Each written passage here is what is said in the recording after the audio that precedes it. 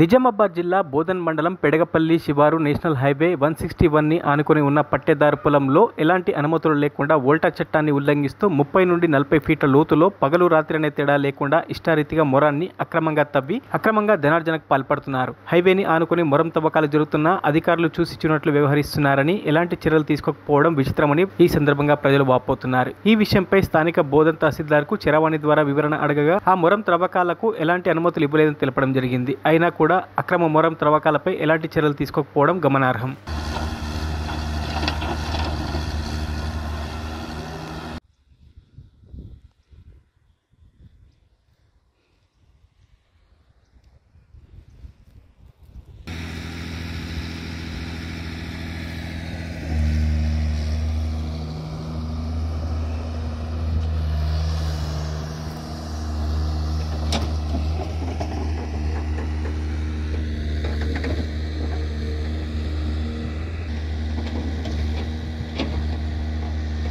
మరిన్ని అప్డేట్స్ కోసం మా ఛానల్ని సబ్స్క్రైబ్ చేయండి.